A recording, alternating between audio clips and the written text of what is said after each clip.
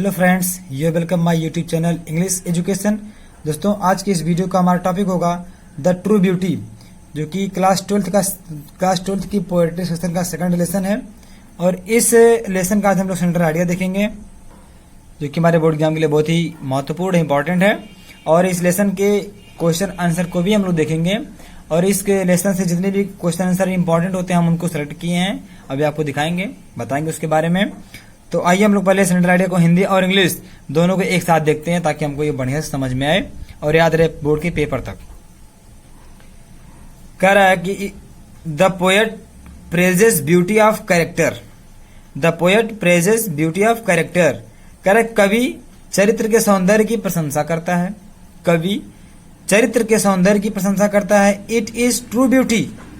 कह रहा है कि यही वास्तविक सौंदर्य है, यही वास्तविक सौंदर्य है।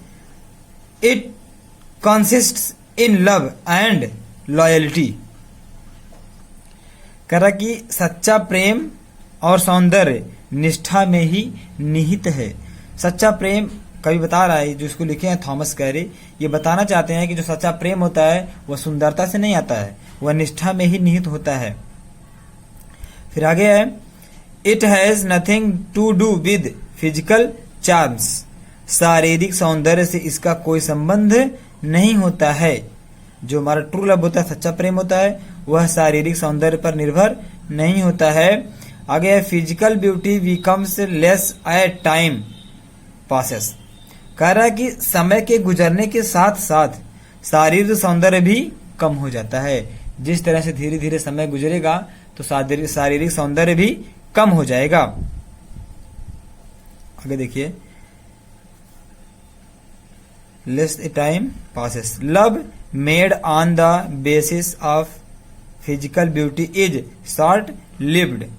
कह रहा है कि शारीरिक सौंदर्य पर आधारित जो ये प्रेम अल्पकालिक होता है। अल्पकालिक का मतलब होता है कुछ ही समय के लिए। जो ये प्रेम होता है, जो सौंदर्य पर आधारित होता है, जो लोग केवल सुंदरता से ही प्रेम करते हैं, उनका प्रेम कुछ ही क्षण के लिए होता है, कुछ ही समय के लिए होता है। On the other hand, love based on purity of character and sincerity is ever lasting.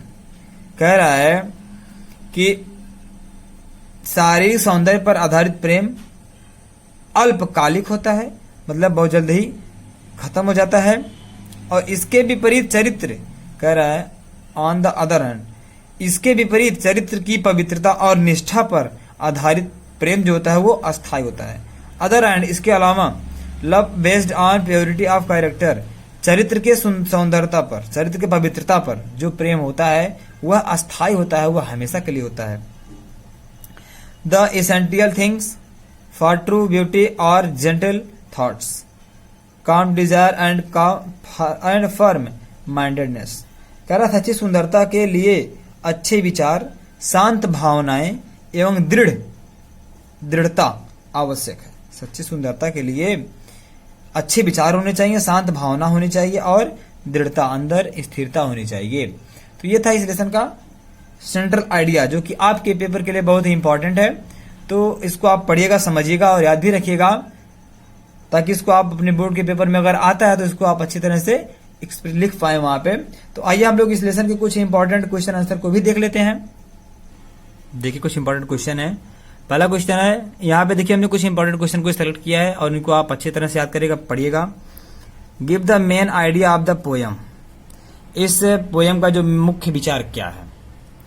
Sincerity and uprightness are essential to true beauty.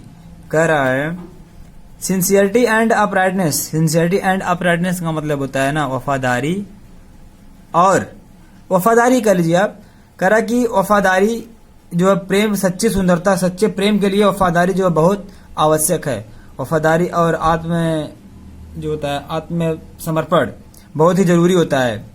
Do you like, अगला क्वेश्चन है, do you like the poem. क्या आप इस poem को पसंद करते हो। If so, यदि है तो वाई, क्यों पसंद करते हैं। तो देखिए बताया है, आई लाइक द पोयम, मैं इस पोयम को पसंद करता हूं बिकॉज, क्योंकि इट इज सिंपल, बहुत आसान है, एंड इजी टू अंडरस्टैंड, और समझने में बहुत सरल है, सरल भाषा में लिखा गया है। Moreover it is didactic and teach us a valuable lesson. देखिए इसके अलावा यह हमें डिडैक्टिक उपदेशात्मक तरीके से, मतलब यह हमें उपदेश की तरह से बहुत ही मुख्य पाठों को, हमारे जीवन को यह जो है बहुमूल्य बनाता है, हमारे जीवन में बहुमूल्य चीजों को सिखाता है। ये जो लेसन है, पाठ है, हमें उपदेशात्मक तरीके से अच्छी चीजों को पढ़ाता है, अच्छी चीजों को बताता है। It inspires us to adopt माने ग्रहण करना, ए वे ऑफ लाइफ, और हमें यह प्रेरित करता है कि हम ऐसे गुणों को ग्रहण करें, एनेबल आवर लाइफ, जिससे हमारा जीवन जो है हमेशा सकारात्मक विचार में चले। चलिए ये था इसका आंसर। अगला क्वेश्चन है, which figure of speech are used in the rosy cheek, coral lip, star like eyes and kindle never dying fires. दोस्तों यहाँ पे इसका जो अर्थ भी आपको आना चाहिए, तो अगर आपको इसका अर्थ नहीं आ रहा है, इसका हिंदी टू इंग्लिश ट्रांसलेट अभी अगर आप नहीं देखे हैं तो उसको भी देख लीजिए। इसका भी, इस वीडियो का भी जो ट्रू ब्यूटी है उसको हमने पढ़ा रखा पहले से ही, तो उसका लिंक हम इसी वीडियो के नीचे डिस्क्रिप्शन बॉक्स में दे देंगे, उसको भी आप पहले पढ़ लीजिएगा। उसको पढ़ लेंगे तो आपको समझने में जो है थोड़ा आसानी हो जाएगी। देखिए, रोजी चिक मतलब गुलाबी गाल, कोरल लिप मूंगे जैसे होंठ, स्टार लाइक आइज तारों जैसी आंखों में, and kindle never dying fires अपने वह प्रेम को जो है प्रज्वलित करता है, जलाए रखता है, कभी भी नष्ट नहीं होने देता है।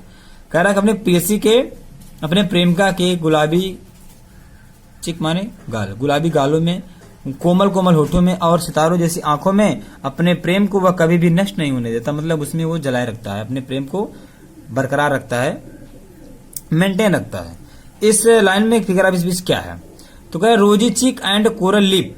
देखिए रोजी चिक एंड कोरल लिप, इसमें क्या है, इसमें तुलना हो रही किसकी, रोजी चिक और कोरल लिप की। तो यहाँ पे मेटाफर है, क्यों है, क्योंकि अगर दोनों में तुलना है और एज लाइक दिया है तो वहां पे सो लाइक एज है तो सिंपली हो जाएगा, लेकिन यहाँ पे ऐसा कुछ नहीं है, एज लाइक सो तो है नहीं, एंड दिया है, तो यहाँ पे क्या रहेगा, मेटाफर, तुलना की बात है, मेटाफर हो जाएगा।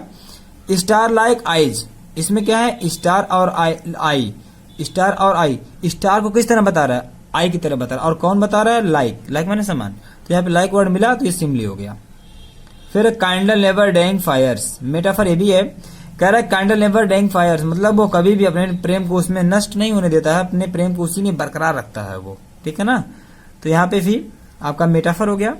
आप इस लेसन का, इस पोएम का जो है हिंदी बहुत बढ़िया से पढ़ लीजिए एक बार, बहुत अच्छा लेसन है, बहुत ही आपके लिए बहुत ही इंपॉर्टेंट भी है आपकी लाइफ के लिए। चलिए अगला देखते हैं, क्वेश्चन क्या है, what is the moral of the poem, describe briefly. इस पोएम की मोरलिटी क्या है, इसको आप गहराई से बताइए।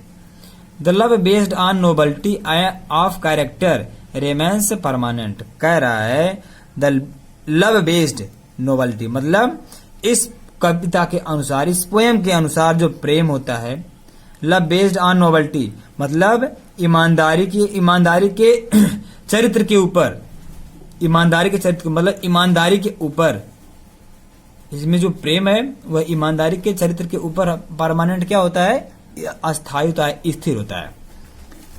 What does the poet despise, कह रहा है क्या पोएट कवि घृणा करता है, एंड वाई और क्यों करता है। The poet despise lovely cheeks और लिप्स और आईज, कह रहा है कि पोएट जो है वह लवली होठों से मतलब गुलाबी गालों से, मूंगे जैसे होठों से और आंखों से घृणा करता है, क्यों। इफ द वुमेन, बता रहा है, if the women having these is devoid of gentle thoughts, अगर किसी भी औरत के अंदर सुंदर विचार नहीं है, काम डिजायर शांत इच्छाएं नहीं है, एंड फर्म माइंडेडनेस और उसके अंदर अच्छे गुण नहीं है, तो मैं इन सभी क्वालिटीज से मतलब इन सभी से, मैं मूंगे जैसे होठों से, गालों से और सितारों जैसी आंखों से मैं घृणा करता हूं। आज का था हमारा ये लेसन, वीडियो था। आई होप कि आपको पसंद आया होगा। अगर पसंद आया है तो वीडियो को लाइक करें, वीडियो को शेयर करें, अपने मित्रों को भी बताएं, और अगर आप हमारे चैनल पर नए हैं तो उसको सब्सक्राइब करना बिल्कुल ना भूलें, बेल आइकन को भी प्रेस करिए। मिलते हैं नेक्स्ट वीडियो में।